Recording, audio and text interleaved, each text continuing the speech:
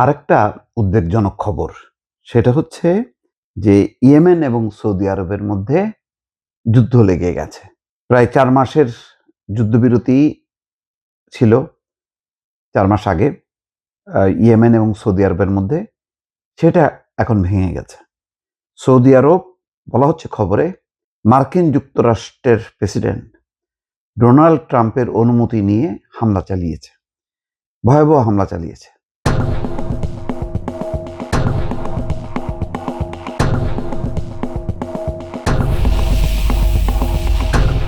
যে হুতি নেতারা গিয়েছিল তেহরানে ইরানের সর্বোচ্চ ধর্মীয় নেতা আয়াতুল্লাহ আলী খামেনির জানাজায় ফেরার সময় তখন সানা, ইয়েমেনের রাজধানী সানা আন্তর্জাতিক বিমানবন্দরে তারা ভয়াবহ হামলা চালায়। সেই হামলার কারণে বিমানটি আর সানা বিমানবন্দরে নামতে পারেনি। তখন লোহিত সাগরের বন্দর নগরী আল হুদায়দাহে অবতরণ করে।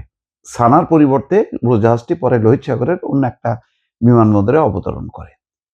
তো এইটার মধ্য দিয়ে যেটা ধারণা করা যায় যে যেহেতু হুতিদেরকে লক্ষ্য করে সৌদি আরব যুদ্ধ করছে, আর হুতিরাও যেহেতু সৌদি আরবে হামলা চালাবে, এই যুদ্ধের সময় হুতিরা হচ্ছে ইরানের বন্ধু। তো সেই হুতিদের বিরুদ্ধে সে লড়ছে সৌদি আরব ইয়েমেনের হুতিদের বিরুদ্ধে। এইটা নিশ্চয়ই ইরানও ভালোভাবে নেবে না। ফলে যুদ্ধ দেখেন কিভাবে আস্তে আস্তে ছড়ায় যাচ্ছে, এবং আমেরিকা এটাই চায় যে নানামুখী যুদ্ধ হোক। ইরানকে ঘিরে ইরানের যতগুলো শক্তি আছে সবগুলো শক্তির বিরুদ্ধে শুধু ইসরায়েল একা লড়বে কেন? এখন সৌদি আরবকেও সে কৌশলে নামালো। হুতিরা এই হামলার জন্য রিয়াদকে দায়ী করে সৌদি আরবের সঙ্গে যুদ্ধবিরতি শেষ বলে ঘোষণা দিয়েছে। এরপর গোষ্ঠীটি সৌদির আভা আন্তর্জাতিক বিমানবন্দর লক্ষ্য করে ব্যালিস্টিক ক্ষেপণাস্ত্র এবং ড্রোন নিক্ষেপ করে।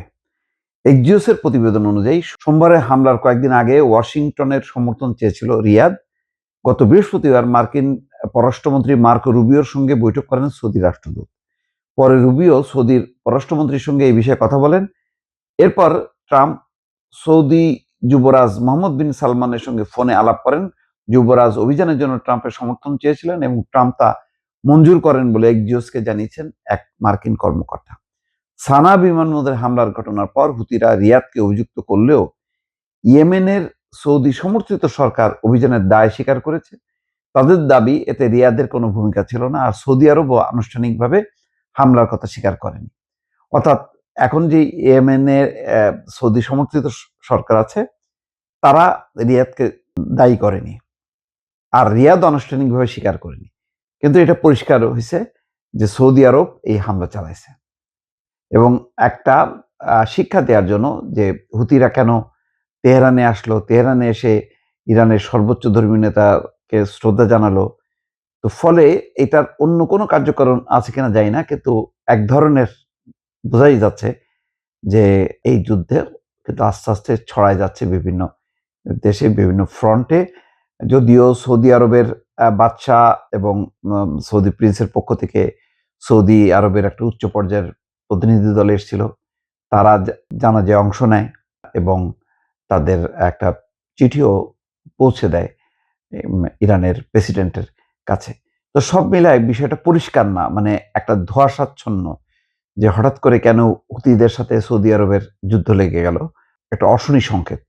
কারণ এবারের অনেকে মনে করছেন যে এইবারের যুদ্ধের গতি প্রকৃতিটা অনেক বিস্তৃত হবে এবং দীর্ঘস্থায়ী হবে। আপাতত আলোচনার কোনো সম্ভাবনা নেই বলে অনেকে মনে করছেন।